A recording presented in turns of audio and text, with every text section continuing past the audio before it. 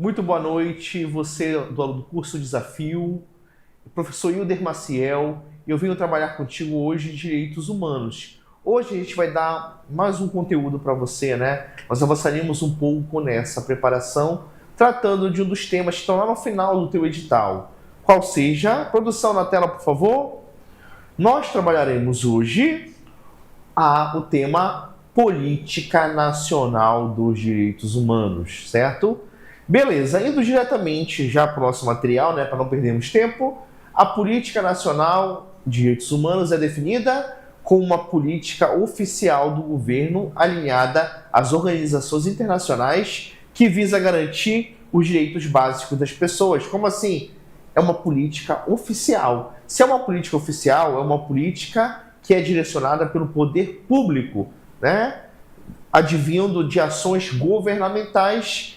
E essas práticas estão em consonância, ou seja, estão alinhadas com o que dispõem as organizações internacionais que versam sobre direitos humanos e garante o que, pessoal? O direito básico das pessoas, que nada mais são, melhor dizendo, do que os direitos humanos básicos, aqueles direitos inerentes à pessoa, inerentes à sua existência, certo?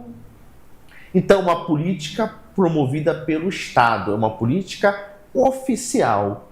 Quando se trata de direitos humanos, pessoal, é importante destacar para vocês, o Estado ele tem basicamente dois papéis. O primeiro papel do Estado é o papel de proteger os direitos humanos e também ele tem o dever de promover os direitos humanos. Proteger, dar proteção, dar garantias. E, em geral, essa proteção ela é uma proteção legal. Como assim, pessoal? É uma proteção advinda da lei, das normas, dos diplomas jurídicos. É o Estado concedendo normas que protegem direitos fundamentais, garantias fundamentais ao ser humano. Beleza? Esse Estado protege legalmente. E esse Estado também, ele promove. E o que é promover, pessoal? É fazer aquilo acontecer propriamente dito, é ter ações, direcionar ações, esforços para que aquilo que está garantido na norma, na lei, se realize na realidade. Se realize na realidade até, eu sou até pleonasmo, né? Que aquilo se materialize de fato, que saia de uma disposição abstrata, escrita na lei, e que de fato faça a diferença nas vidas das pessoas. Então, o Estado ele também promove, e quando ele promove, certo, os direitos humanos, ele promove por meio de implementação, vou colocar aqui, de políticas públicas. Exemplo, quando o Estado cria um programa que busca erradicar a analfabetização, por exemplo, é uma política pública, é um esforço do Estado, é uma ação governamental visando promover os direitos humanos, certo? Então, o Estado ele tanto protege, quanto é um Estado que promove os direitos humanos. Ele protege por meio da lei, certo? E promove por meio de políticas públicas. Na proteção, e é importante destacar para você, o Estado ele tem que garantir um tratamento especial a grupos em situação de vulnerabilidade. Como assim? São aquelas pessoas que mais precisam por estarem numa posição vulnerável, numa posição de desvantagem em relação aos demais membros da sociedade, tudo bem? Então, na proteção, o Estado tem que dar um olhar especial, uma atenção especial a essas pessoas em situação de vulnerabilidade. E aqui no teu material nós citamos alguns, como os idosos, as crianças e pessoas em situação de risco. Como exemplo, pessoas em situação de rua, idosos, indígenas, povos originários, né? Remanescentes de quilombola, são exemplos de pessoas que carecem de uma atenção, de um trato especial por parte do Estado na proteção de direitos humanos, por estarem em uma situação de vulnerabilidade. Tudo bem? Perfeito, então, certo? Essa política que é oficial de governo, que eu te falei, que é a Política Nacional de Direitos Humanos, ela se materializa nos chamados PNDHs. O que significa PNDHs? São chamados Programas Nacionais de Direitos Humanos, certo? Então, essa política nacional ela é materializada nesse instrumento chamado PNDH, Programa Nacional de Direitos Humanos. E aí, que no teu material, eu coloquei algumas informações relevantes sobre os PNDHs, certo? Eles surgiram como uma resposta à Declaração de Viena e ao Programa de Ação adotado durante a Segunda Conferência Mundial sobre Direitos Humanos, realizada em 1993. Como falamos ainda há pouco, meu aluno e minha aluna, a política de direitos humanos ela é alinhada às organizações internacionais. Então houve essa Conferência Mundial. E essa Conferência Mundial trouxe algumas disposições relativas à proteção e a esses programas. Então, esses programas nacionais de direitos humanos aqui no Brasil, eles foram inspirados em recomendações havidas nessa segunda Conferência Mundial dos Direitos Humanos, que datou de 1993. Essa conferência instou os países a implementarem programas para promover os direitos humanos em seu território. O que está é provocar, certo? Ela provocou, ela estimulou, ela deu aquele empurrão. Estados que estão participando desta convenção, dessa conferência, vocês, dentro de seus territórios, devem implantar planos nacionais. Esses planos vão apontar as diretrizes, os objetivos, as políticas públicas que versarão sobre a proteção de direitos humanos. E aí o teu material tem algumas características, as principais características dos PNDHs. Primeira, são iniciativas do governo federal, ou seja, do Poder Executivo da União. Lembra? É programa nacional. Então, o que é nacional dos entes federativos? Aquele que tem a maior extensão na dimensão de nação é a União. Então, são iniciativas do governo federal criadas por meio de decreto presidencial. São decretos assinados pelo presidente da República, que é o chefe do Poder Executivo. Tudo bem? Então, todas as vezes que você ouvir falar em plano, programa nacional, você sempre fala o plano, Programa Nacional de Direitos Humanos, lembra, é uma ação, é uma atitude por meio de decreto do presidente da República, certo? Por meio de decreto presidencial, mais especificamente por meio do decreto autônomo. É o decreto autônomo que versa sobre esse Programa Nacional de Direitos Humanos. E eu destaquei para ti, o que fazem esses programas? Estabelecem diretrizes e medidas a serem seguidas pelos órgãos governamentais responsáveis pelos direitos humanos. Existe na estrutura organizacional administrativa do governo federal diversos órgãos que tratam de questões relativas a direitos humanos.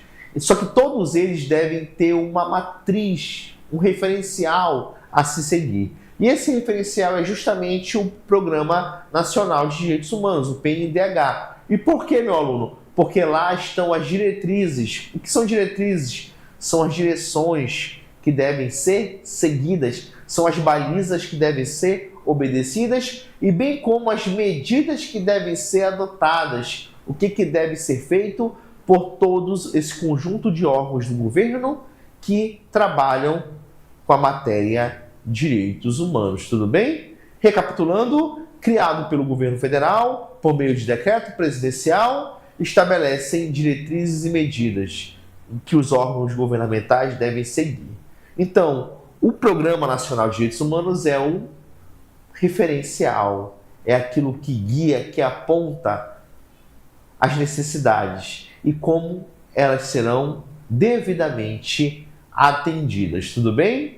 Beleza, então, seguindo, agora nós vamos falar dos objetivos dos PNDHs. Antes de a gente falar, é preciso fazer uma retomada histórica aqui, bem breve. A Conferência Mundial, que eu falei ainda há pouco, sobre direitos humanos, ela datou de 1993 e foi ela que inspirou a elaboração e execução desses planos nacionais de direitos humanos, certo? E no decorrer da história do Brasil, houve 3 PNDHs, né? Basicamente, né, seguindo a ordem, o PNDH1, o PNDH2 e o PNDH3, certo? E o que muda de um para o outro? Há uma chamada evolução ao longo do tempo. Né? Por que essa evolução, professor? Por óbvio, por um aprimoramento. Um programa, ele sempre vem substituir o outro e trazer melhorias, trazer mais proteção aos direitos humanos, trabalhar de uma forma mais próxima da sociedade, certo? Então, no decorrer da nossa breve história de PNDHs, nós tivemos 3. O PNDH1, que esse PNDH1, eu vou colocar aqui o ano dele, ele é do ano de 1996, primeiro mandato do presidente Fernando Henrique Cardoso. O PNDH2, ele é do ano de 2002, final do segundo mandato do presidente Fernando Henrique Cardoso, certo? Então ele também se deu pelo presidente Fernando Henrique Cardoso. E por último, o PNDH3. Esse PNDH3, ele é do ano de 2009 e é o vigente, é o que está vigendo no presente momento.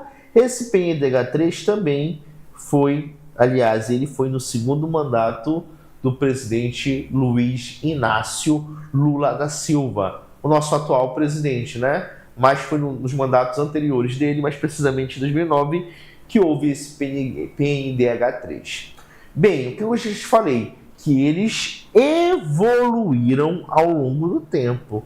Então, um PNDH, ele é sempre um aprimoramento, traz sempre aprimoramentos em relação aos seus anteriores. Vamos falar primeiramente na ordem, não é? Do PNDH1. Bem, o PNDH1 priorizou direitos civis e políticos. E quando eu falo em direitos civis e políticos, o meu aluno no desafio já sabe que são direitos de primeira geração. Direitos civis e políticos, só que esse PNDH1, né, que dispôs sobre direitos civis e políticos, prioritariamente, ele enfrentou certa dificuldade. Como assim, professor? Dificuldade de implementar o que ele previa. Por quê? Porque ele não trouxe mecanismos de financiamento e de implementação. Como assim?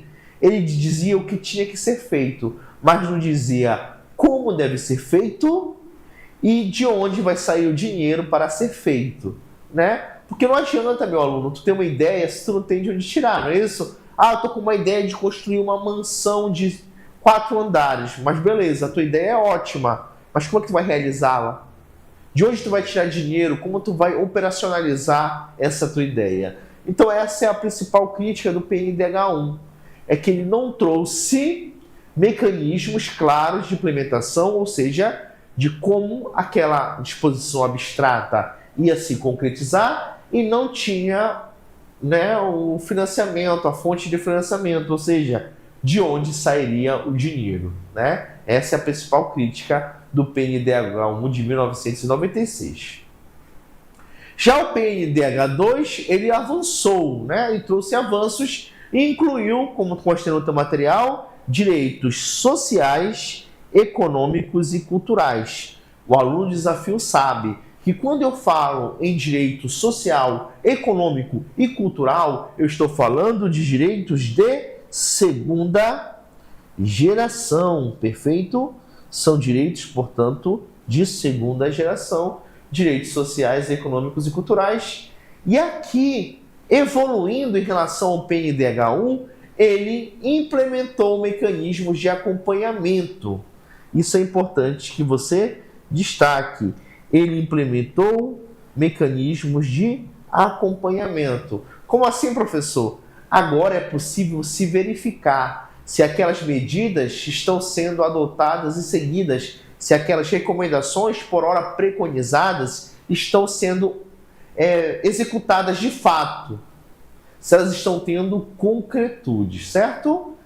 Ele também foi objeto de crítica porque a sua eficácia foi limitada pela curta duração do governo, visto que foi no final do mandato do segundo mandato do presidente Fernando Henrique Cardoso, tudo bem? E por ser nesse segundo mandato, não teve tempo de se fazer muita coisa para a sua absoluta implementação. Andando um pouco mais, 7 anos após, nós temos o PNDH3, o Programa Nacional de Direitos Humanos 3. Ele adotou uma abordagem, vou grifar para ti, transversal. Como assim transversal, meu aluno? É um feixe que envolve diversas abordagens, diversos órgãos, integrando diferentes órgãos e poderes. Ele foi, vamos dizer assim, se espalhando. Ele não se limitou a um ponto, a um órgão, não. Ele foi atravessando diversos órgãos e poderes, por isso ele é considerado uma abordagem transversal.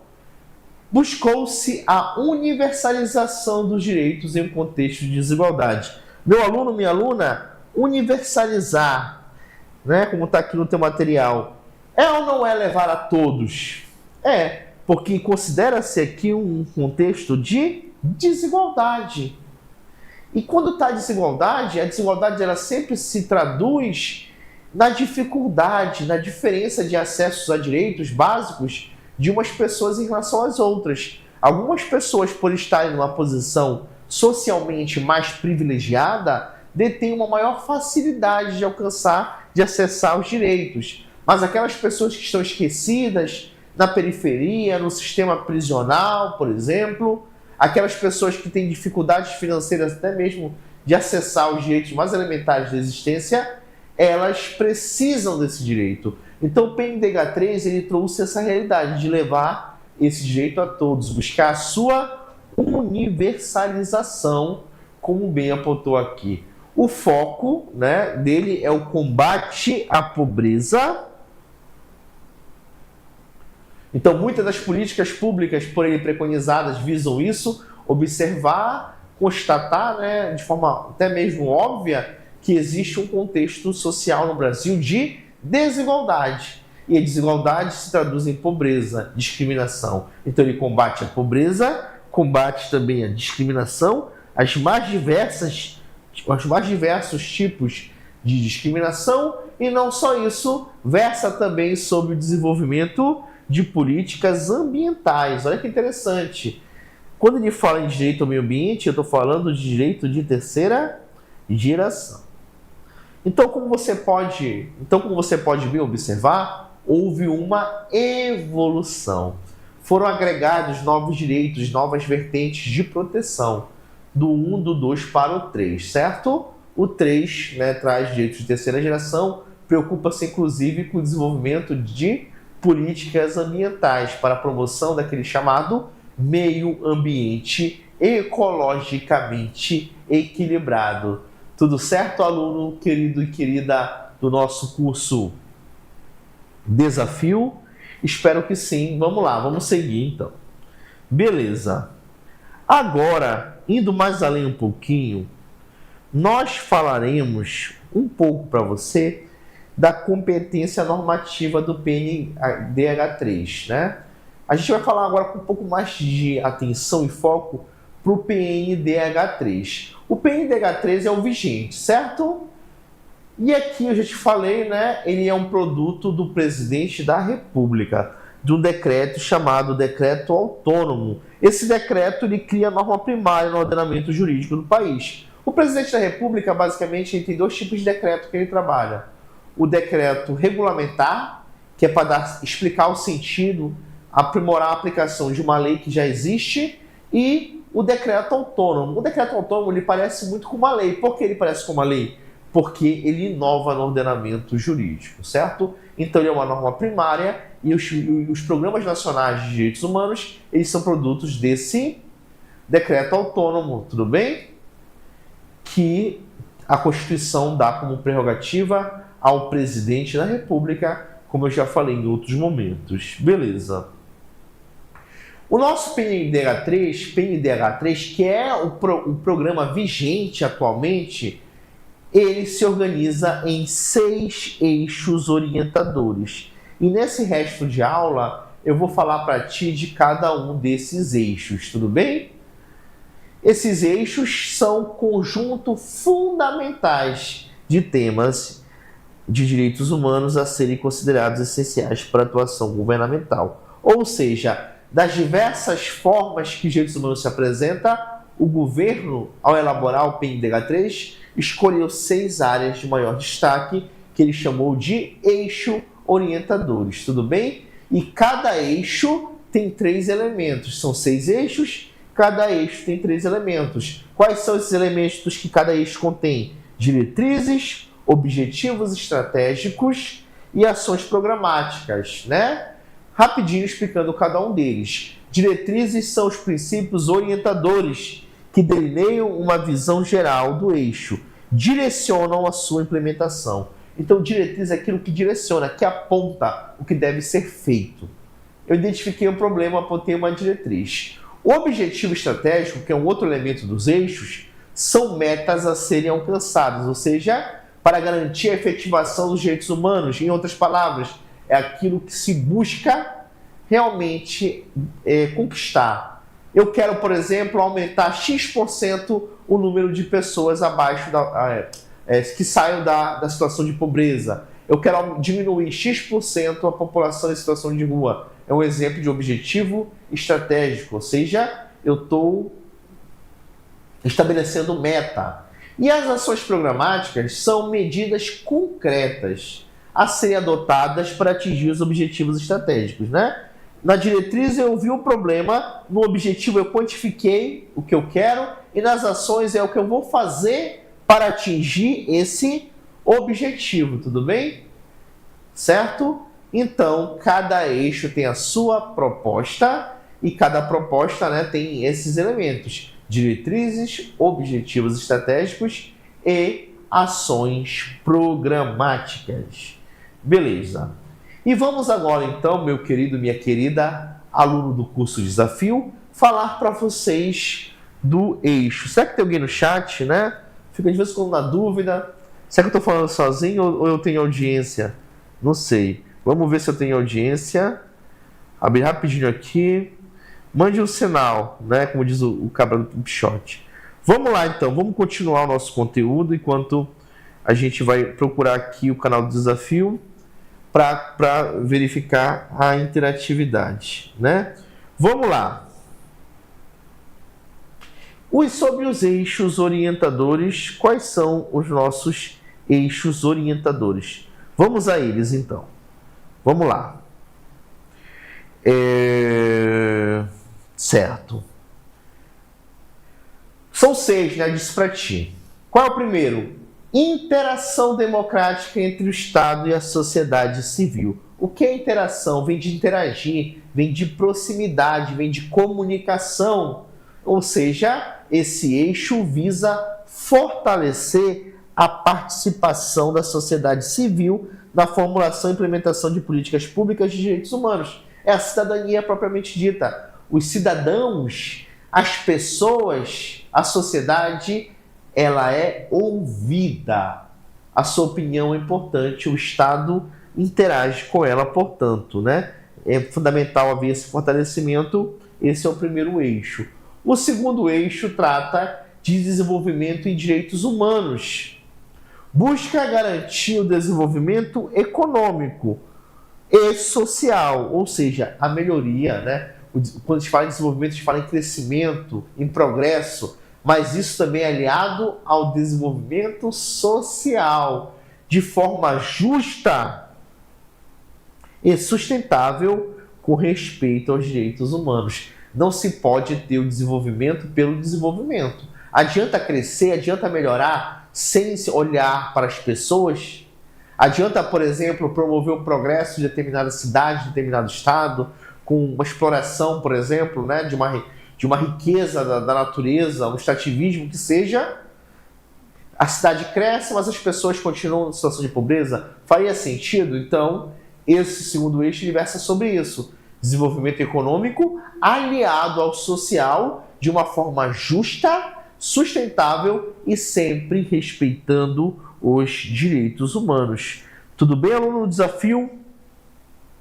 Estão me fazendo entender? O terceiro eixo é universalizar os direitos em um contexto de desigualdade, né? Até falei para isso agora. O que é universalizar? É levar a todos, combatendo as desigualdades sociais. É daqui que surgem, por exemplo, os programas sociais. Ou seja, reconhece que a sociedade é desigual e busca combater essa desigualdade, certo? Garantindo o quê? Acesso universal aos direitos humanos para todos os brasileiros. Lembra que a desigualdade ela resulta numa diferença de acesso a direitos. Então, quando eu vou universalizar, eu vou levar aqueles que não estavam conseguindo acessar os seus direitos básicos, fundamentais, a ter acesso a esse direito. Isso eu vou fazer combatendo as desigualdades sociais. Esse é o nosso terceiro eixo. Quarto eixo, segurança pública, acesso à justiça e combate à violência. Promove a segurança pública e acesso à justiça para todos, com foco na prevenção e combate à violência. Aqui é dar o acesso à justiça, né? Porque muitas vezes o direito de acessar a justiça é um direito restrito. Aquela pessoa mais humilde, mais vulnerável, ela nem sabe, ela não tem nem roupa, né? Porque antigamente, por exemplo, alguns órgãos do Poder Judiciário até proibiu a pessoa de entrar de sandália, de entrar de bermuda. Havia essa visão, mas vem cá, isso não está afastando o acesso à justiça? A justiça hoje ela é até itinerante, né? Ela vai aos locais mais distantes, porque as pessoas que ali estão também têm direito, né? E o que mais? Prevenir e combater as mais diversas formas de violência. Esse é um outro eixo. O quarto eixo, o quinto, né? Quinto eixo, educação e cultura e direitos humanos. Propõe a construção de uma cultura de respeito aos direitos humanos, através da educação formal e informal. Dizem, né, e eu concordo, que a educação, as principais transformações que podem ocorrer em uma sociedade, elas se dão por intermédio de uma boa educação. Esse eixo apregoa basicamente o seguinte, que é preciso criar uma cultura de respeito aos direitos humanos, que as pessoas vejam com algo comum, algo do seu habitual, o respeito aos direitos humanos. E isso se dá, né, deve ser incentivado, estimulado por meio da educação. Tanto a educação formal, aquela que se dá na escola, nos livros didáticos, né, durante o dia a dia, bem como a educação informal. E o último eixo, né, ele fala do direito à memória e à verdade.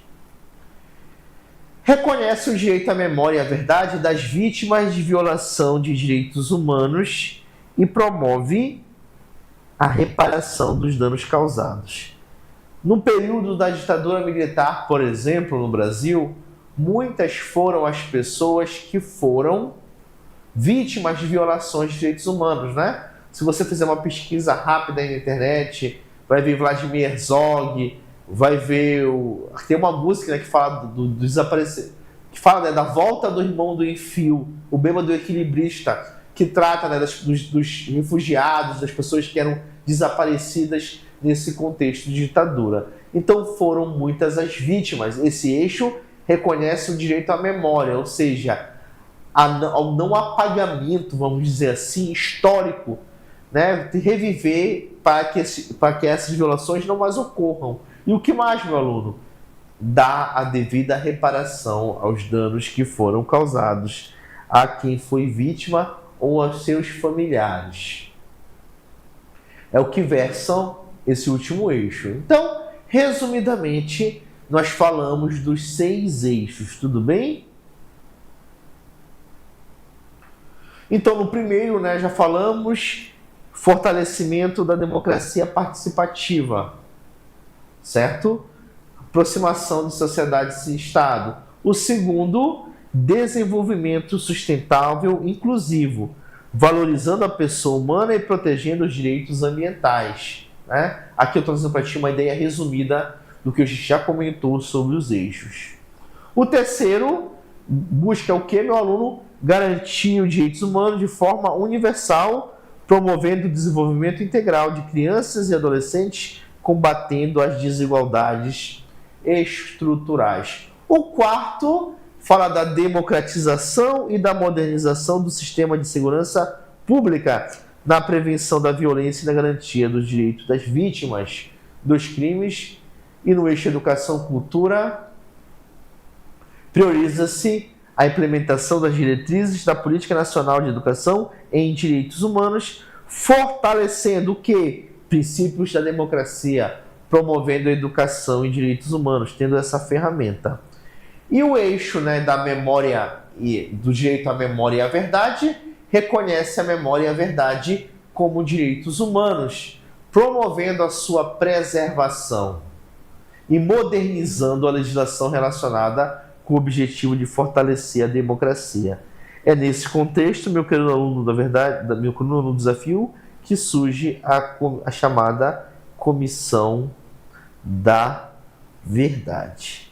Essa Comissão da Verdade tem no teu material e tu podes pesquisar com mais profundidade. Ela visou justamente apurar o quê? As violações de direitos humanos.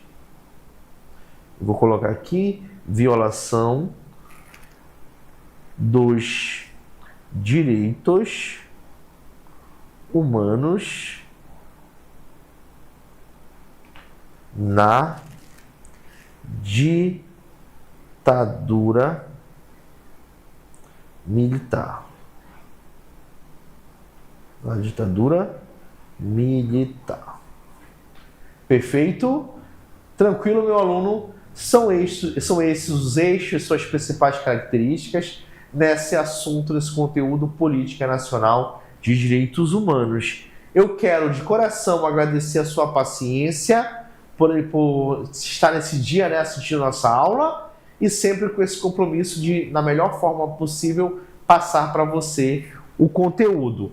Recomendo a você que dê uma aprofundada, dê uma estudada, solo, busque questões, aqui a gente vai dando o direcional, vai destacando os principais pontos no nosso tempo, que é um tempo limitado, mas você é livre da gestão do seu tempo para você evoluir nessa compreensão, para você entender ainda mais essa disciplina, assim como as outras também, meu aluno do desafio, minha aluna do desafio. No mais, eu agradeço a tua audiência, desejo a você um forte abraço e que você tenha êxito e saiba reconhecer a sua evolução, A cada dia tu vai colocando mais um tijolo nessa construção, tu vai subindo mais alguns degraus e logo, logo, com a bênção de Deus, você terá o devido êxito.